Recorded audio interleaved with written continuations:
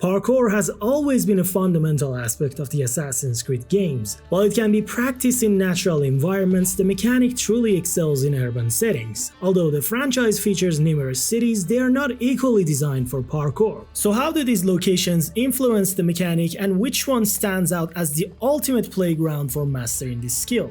Assassin's Creed Odyssey, set in ancient Greece, includes over 30 cities that fail to offer any memorable or engaging parkour experiences, making it a prime example of poor city design. This stems not only from the RPG trilogy's streamlined parkour system, designed more as a traversal tool than a mechanic for intricate challenge, but also from poor city layouts.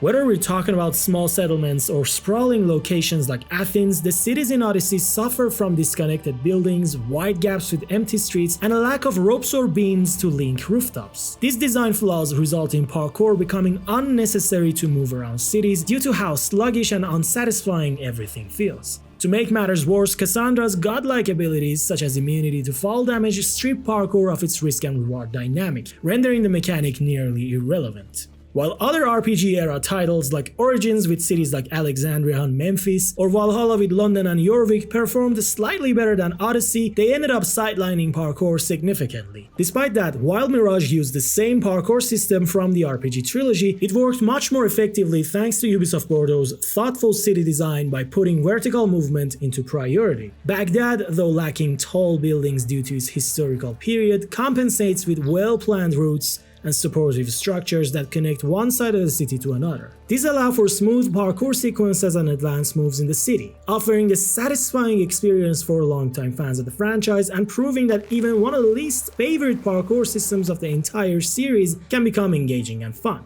Still, some might argue that the parkour mechanics in this era remain mediocre overall. So how do cities truly shape the series' iconic parkour system?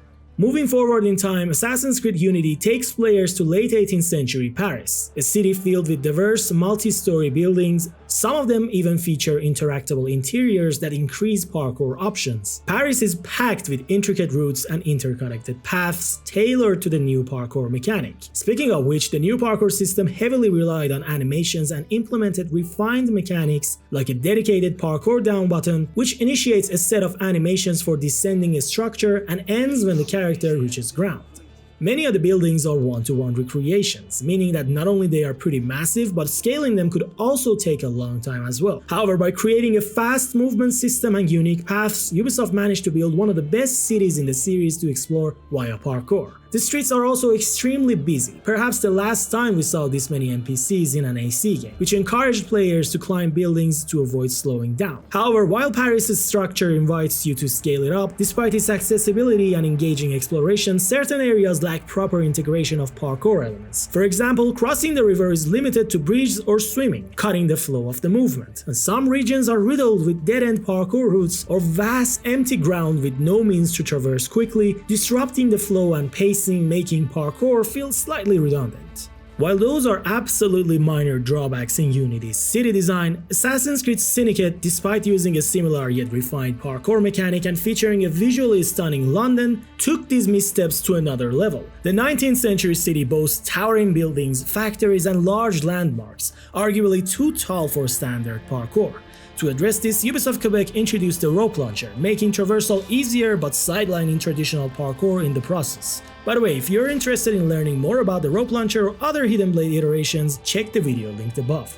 This tool's inclusion eliminated many elements essential for creating seamless parkour sequences, resulting in wide streets with no connectivity, tall buildings requiring monotonous climbing, and an overall lack of risk and reward. The movement automation stripped players of control, reducing parkour to a less engaging experience. However, the one area where Syndicate succeeds, which Unity failed at, is incorporating dynamic parkour routes over the river, making water traversal more engaging and increasing the flow of movement on the map. But does this mean parkour only thrives in cities with shorter buildings? Well, not necessarily. Let me explain.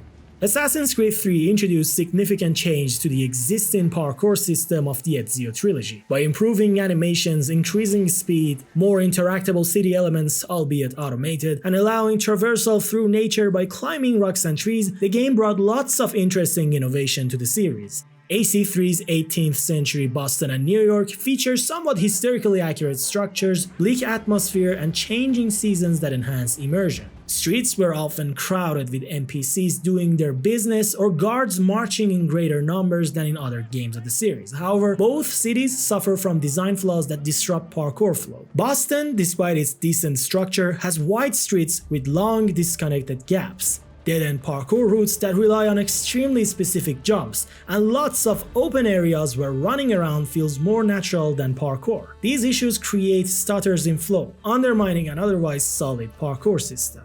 New York fares slightly better but still suffers from issues like lots of unclimbable walls and odd layouts, particularly in the Burn district, and similarly to the other city, running is a better choice here as well. Especially since both the streets and rooftops are full of guards, sometimes the city discourages you from going to the high ground. Although Assassin's Creed Rogue improved New York's design slightly by restoring buildings in the Burn district, introducing variations of automated parkour mechanics, and refining the layout to create a smoother, more fluid parkour experience. But in contrast, Liberation and Black Flag took a different approach. Their cities lack the grandeur of other entries. They feature shorter buildings and narrower streets to some extent, but the minimal ground threats are what creates almost little to no incentive for rooftop parkour. And of course, the lack of risk and reward in city traversal further diminishes the appeal. In Liberation's New Orleans, Avelin's Whip, while a creative tool, is limited to specific locations that are unfortunately sparse, functioning more like an automated city element than a versatile free-running tool at her disposal. On the other hand, Havana's compact layout in Black Flag fails to offer meaningful rewards for parkour, though Kingston stands out slightly with its blend of urban and natural environments.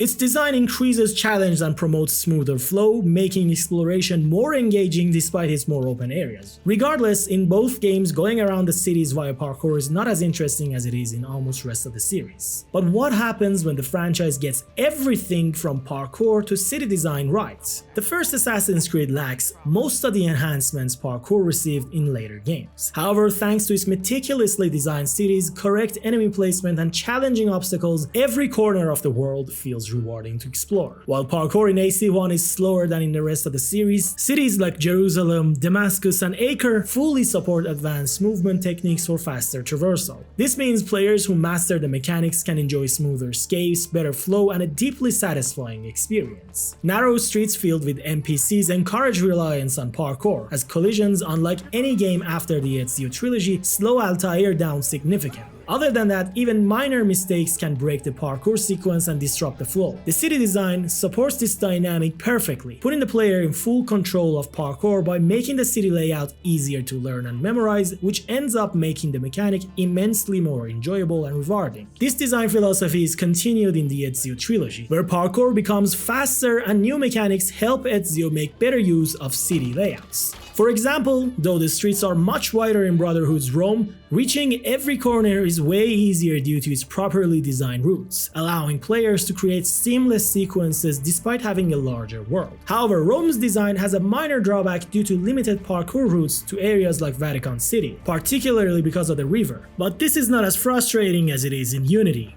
Even Constantinople, arguably one of the top 5 cities in the franchise, offers tons of interconnected rooftops and paths thanks to the zip lines that Ezio can use with his hook blade. However, the title that stands out with its late 15th century cities is Assassin's Creed 2. Whether we're talking about Florence, Venice, Tuscany, Forlì, and even Montregioni, they all offer remarkable parkour experiences by mixing balanced parkour, lots of challenge, proper enemy placement, threats, and a proper amount of risk and reward. A city like Venice punishes players who neglect parkour routes with busy streets filled with NPCs and guards, or numerous canals that will force them to swim. Interestingly, if you're not careful enough, Ezio can fall down from buildings, breaking the momentum and ruining the flow. This city, despite featuring a massive palace in the center, still managed to keep the flow of movement intact without harming pacing one bit. But out of all the eras and cities combined, the one that shines the most by seamlessly blending verticality, flow, density, immersion, and design intent into an engaging and fluid parkour experience is Florence from Assassin's Creed 2. This city emerged as the ultimate destination for parkour enthusiasts, offering unmatched beauty, intricate routes, and minimal slowdowns. It blends AC1's challenging philosophy with AC2's refined mechanics to deliver unparalleled opportunities for long parkour parkour sequences and uninterrupted exploration. Another reason AC2 stands out is the way cities are designed to make parkour seamless without relying on any external tools or excessive handholding. They provide just the right mix of challenge and reward, encouraging players to explore and master in their surroundings. This level of design quality and attention to detail is unmatched in the rest of the series. So with all of that being said, cities can absolutely affect the parkour. It's not just the design of the cities, but how all the elements, challenge, enemy placement, and city layout comes together to shape the parkour experience. Cities with poorly considered layouts, lack of verticality, or disconnected structures undermine the parkour system and the core identity of the franchise. Designing a city isn't just about spreading out buildings. It requires thoughtful planning, accounting for jump distances, and connecting routes to create a memorable and functional parkour playground. As each Assassin's Creed era introduced unique parkour systems, well-designed cities consistently elevated even basic mechanics, while poor city design dragged down even the most advanced ones. As long as a city features interconnected design prioritizing movement and verticality, parkour has room to grow and evolve, even in its simplest form. With that in mind, what do you think is the best city in the series for parkour? Do you think a city's design has a greater impact on parkour than the core mechanics themselves? Share your thoughts in the comments below.